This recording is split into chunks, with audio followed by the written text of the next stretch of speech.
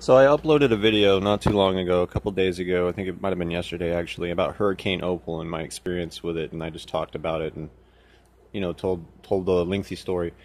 And so I turned on my NOAA weather radio today to listen to the tropical weather update, and you're never going to believe this. There's an area of low pressure, a tropical low, in the Gulf of Mexico, right around where Hurricane Opal formed. So I'm very excited about this. I wanted to go ahead and make this recording and get something documented in case this does turn into something, so that I'll have, a brief portion of the video where I talk about when it first started to happen. And so I saw this, and I went to the Weather Channel Tropical Weather Update, and it just blew my mind. It got me so excited. What was the most interesting about it was the fact that it started where Hurricane Opal was, and that I've been all really interested in reminiscing about that storm lately and hurricanes, and I've been real hyped up about this season, and I just hope this thing develops, and I'm hoping we'll see a reincarnated Hurricane Opal or something. That'll be cool.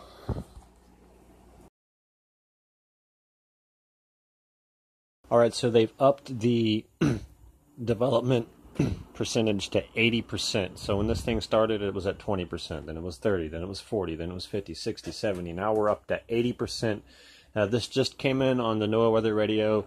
I just got it a few minutes ago. The time now is 7:15. So very exciting. It's looking like this is going to do something. And now we have another system, 92L, which is down by the Caribbean, and it's headed towards Trinidad and all that, and all the spaghetti models are taking it right in the same general area, which would bring it to where 93L is right now, just east of Cancun.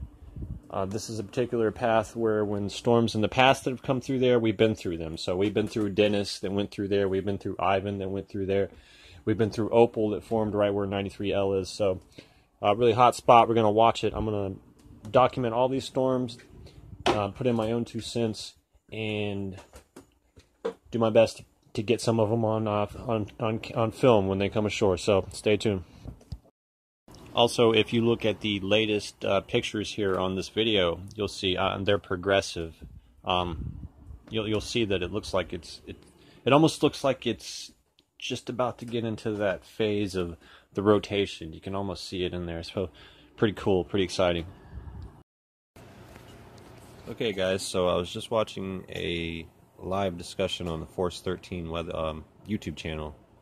They got a model that's bringing Invest 93L right here, to the T, right on top of us. They're showing it coming right here. Now, every single day the NOAA keeps upping the odds of this thing developing. It started off at 20, and now it's up to 90, so... And they say within about the next 36 hours or so, we're probably going to be looking at a named storm. So this is getting even more and more exciting. Okay, so I just woke up. You can probably hear it in my voice. Turn on the NOAA weather radio to get the latest on the storms. Okay, so as of Monday, June 19th, 2017, at 12 in the morning, potential tropical cyclone 2 is expected to develop within the next 48 hours. They give it a 90% chance. To the next 5 days, they give it a 90% chance. But the weird thing is, they gave coordinates on it yesterday. I haven't heard any coordinates on it this morning. They came on, they gave the tropical weather update. They didn't mention the pressure, they didn't mention the coordinates, the wind speed, anything like that. So the last we heard, it was around 7.7 north, 51.4 west, 35 mile an hour winds, higher gust. It's moving pretty quick. It reminds me of Opal. Opal was moving about 25 miles an hour. This thing is moving about 23. So it's booking, and it's not going to take too long to get further over there.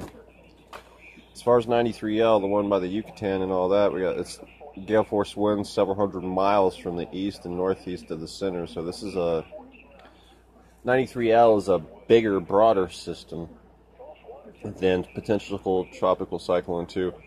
And through Tuesday, it's expected to gradually form, and they're going to fly into it later today if necessary. Within the next 48 hours, they give it an 80% chance, and within the next 5 days, they give it a 90% chance. Stay tuned for updates. I'll update this later. Some new coordinates, some new graphics, talk about it. Get it out there before the news people and everybody. So yeah, check it out. Thanks. Okay, so keep in mind that the imagery you're seeing on the screen is updated. So every time I come out and every time in the video sequentially, whenever I talk about a new update or something like that, the pictures are different. So on that screen there, I'm also showing the sea level pressure, the wind shear, vorticity, virtual temperature, relative humidity, stuff like that. So very useful. So take a look at this relative humidity data sheet here. If you look where 93L is now and where it's supposed to move, it's going to move into an area of really high humidity. So let's switch to virtual temperature, and we can see that if it goes to the west further, it looks like the temperature of the water, the temperature is a little bit warmer. If it goes more northerly or easterly, almost the same temperature but slightly less. But that changes through the day. Let's take a look at the shear.